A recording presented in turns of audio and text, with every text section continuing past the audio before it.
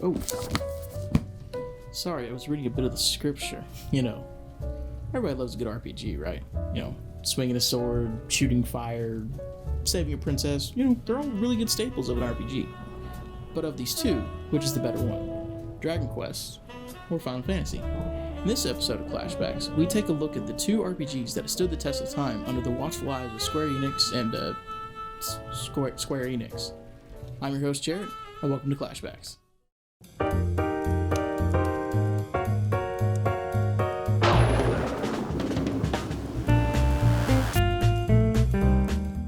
Strap in, ladies and gents, because it's time for a good old-fashioned history lesson.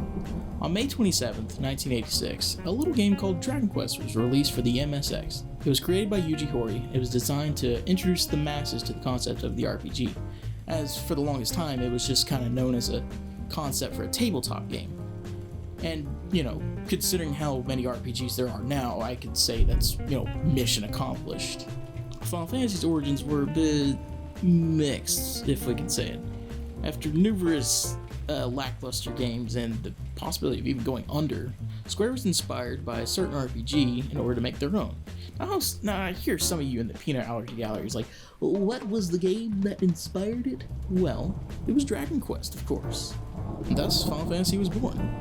Initially released in '87, and to the Yankee Doodlers in 1990, this game followed a similar path to Dragon Quest with a few extra bells and whistles. From then on, these two games would grow in popularity for years and years to come. Now that you're caught up to speed, let's get the show rolling.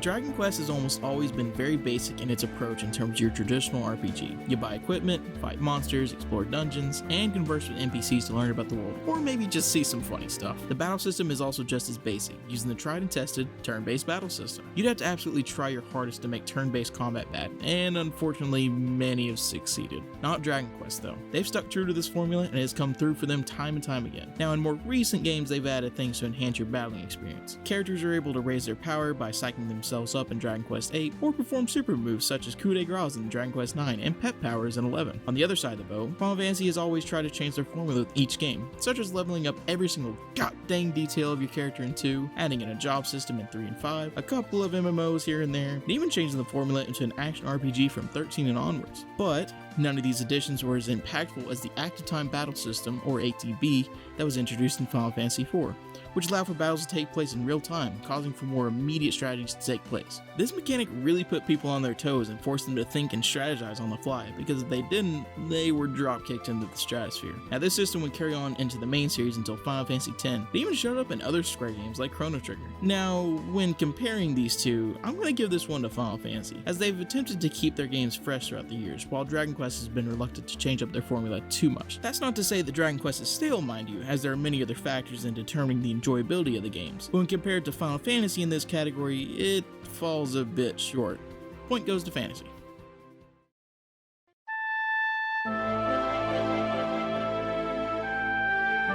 It's time to talk about plots and the characters. Now when it comes to the stories, they're mostly standalone, aside from a few exceptions, but we don't talk about those games.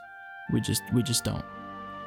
Now some of you are asking, what makes a good story, and why is your hair so great? Now to answer those questions, you need interesting characters, a captivating story, compelling conflicts, and of course, great shampoo. Stories for these games vary from game to game. Some are very lighthearted treks through a big world, while others deal with the literal post-apocalyptic hellscape where everything is death and life is literally a painful existence that you just want to escape from. Whatever the main plot is though, the games strive to discuss some pretty touchy subjects as RPGs tend to do. Concept of death and acceptance, how far one is willing to go to get revenge, standing up against evil when literally everything around you is bleak and lifeless. These games tackle it all. From what I've seen, Final Fantasy likes to tackle serious topics more often, while Dragon Quest tackles lighthearted monster of the day formulas for the majority of the game. There's nothing wrong with that, mind you, but I digress. The characters are a different subject entirely. The majority of characters from Dragon Quest, while basic, can be really fun to play with as their story progresses. DQ's cast is relatively small compared to other RPGs, which is actually a good thing since you have more time to get to know the characters and their use in battle is more important. Final Fantasy follows this formula somewhat, although occasionally have a small cast like the early games and the boys from Final Fantasy 15. Most games end up having party members in the double digits. Think I'm lying? Final Fantasy 6 has a total of 14 playable characters and only about 5 or 6 of them actually have any significant character or use on the battlefield. That's nuts.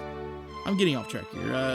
Back to Dragon Quest. Some more notable characters like Bianca from Dragon Quest V and Angela from Dragon Quest VIII have become so popular that they've appeared in other games in the series and spin-offs like Fortune Street. DQ's got a good track record with their cast. Sure, not all of them are going to be amazing, but you'd be hard-pressed to find a party member you dislike. Final Fantasy, on the other hand, is a bit of a mixed bag. Like Dragon Quest, their characters start out in a pretty basic one-dimensional way, but starting from Final Fantasy IV, they really got their arc together.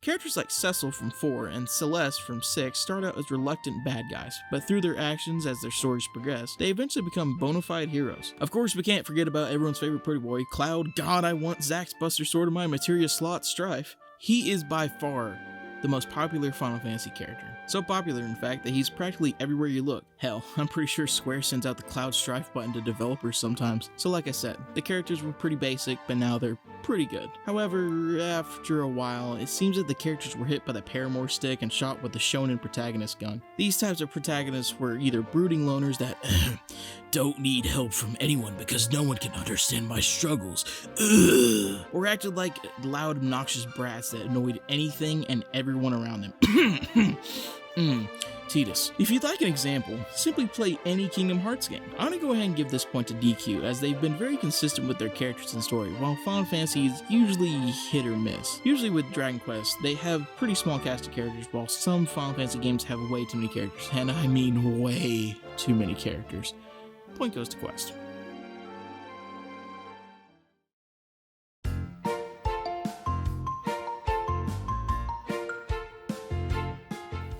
Okay, this category is purely subjective, as it's essentially Akira Toriyama versus like 5 other dudes. Okay, let's get the hard part of the way concerning Final Fantasy's many character and monster designers. Like I mentioned 3 seconds ago, Final Fantasy has had a plethora of character and monster designers for their games over the years, each having their own unique art style. At first, the characters were cutesy looking chibi warriors, then they became something you'd see in a Renaissance painting, and eventually they reached their true final form, that being something you'd see on a weeb's wall in their room. This particular design is mainly due to Tetsuya Nomura, famous for his character and monster designs from Final Fantasy 6 and 7, such as Tifa, Cloud, Setzer, and a few other pretty boys. Now sure, he's more well known for Kingdom Hearts and all the confusion that goes with that, but without him, characters like Cloud may not have been as popular. Now with more recent releases, the characters look extremely realistic. In fact, you'd think they were straight out of a K-pop boy band or something. Now moving on to the monster designs, the regular enemies are pretty normal, but hot damn! Do the boss monsters look absolutely terrifying. This stuff looks like it'd be straight out of D&D or Game of Thrones. It really gives you a sense of danger when you play these games, to where suddenly you come across big old Godzilla while on a leisurely stroll. Moving on to Dragon Quest designs. You like the designs of Dragon Ball? If so, you're going to absolutely love the designs of Dragon Quest. As I mentioned before, Akira Toriyama, the same person who designed Dragon Ball if you didn't know, designed both the character and monster designs, and it really shows. The character designs look straight out of the Dragon Ball world. Heck, Erdrick looks like Goku back when he was a kid. The monsters themselves are so expressive and animated that it's kind of hard to forget their goofy expressions as you plunge your sword into their still smiling faces. In fact, the monsters are so memorable that there have been several side games based on them alone. Now, if it doesn't seem too obvious already, I'm a big fan of Toriyama's art style, and I much prefer the designs of Dragon Quest over Final Fantasy, and because of this, Quest gets the point. Yep. Hey, did I mention that Akira Toriyama?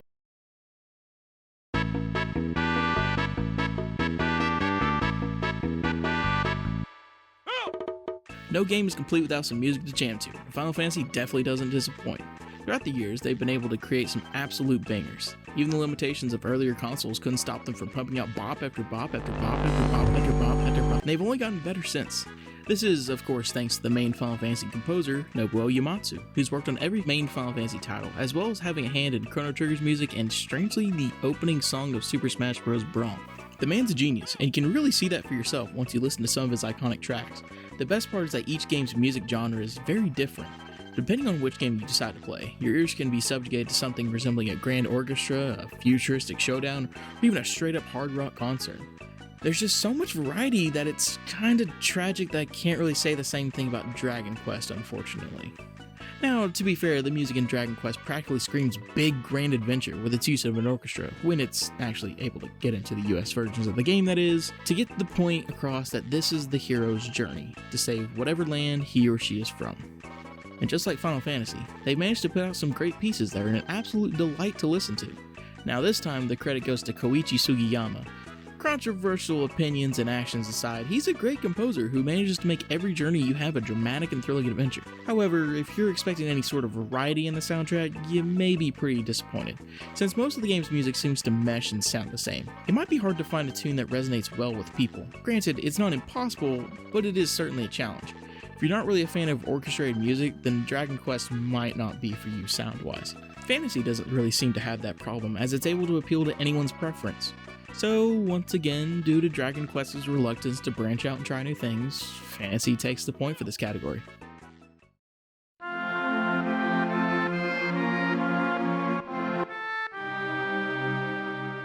And once again, it's all tied up. Let's finish this with the final category, Legacy, which it was always that category and never anything stupid like something like lasting impressions or whatever. Okay, so this is gonna be a tough one because I've got a soft spot for both of these game series. It's no secret that Dragon Quest paved the way for tons of RPGs, and has cemented its legacy as being one of the best RPG franchises of all time.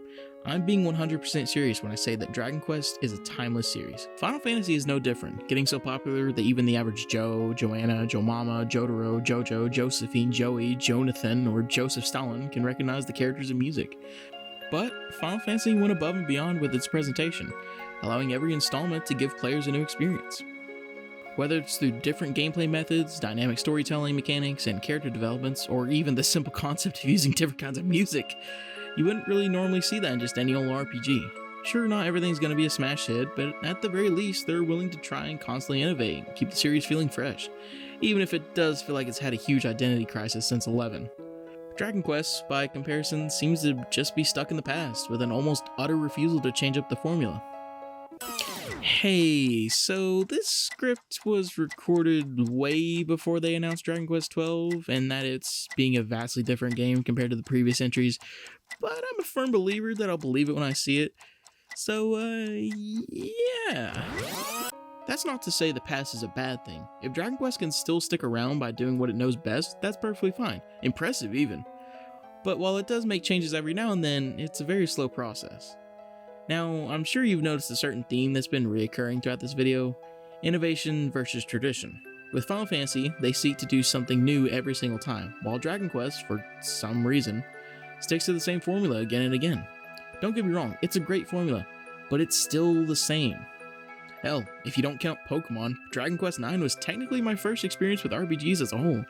This may be a tough decision, but I have to put my bias aside for this one. The winner, an overall better RPG franchise, in my opinion, is Final Fantasy.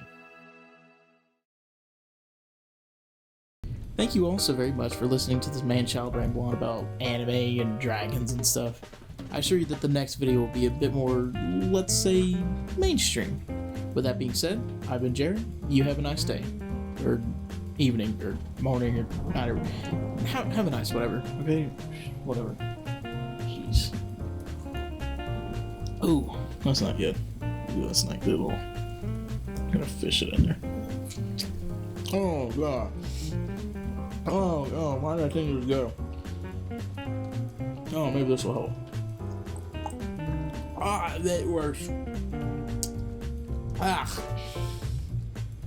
Note to self. Pickles are not good cocktail stuff. Oh, I didn't want to finish this.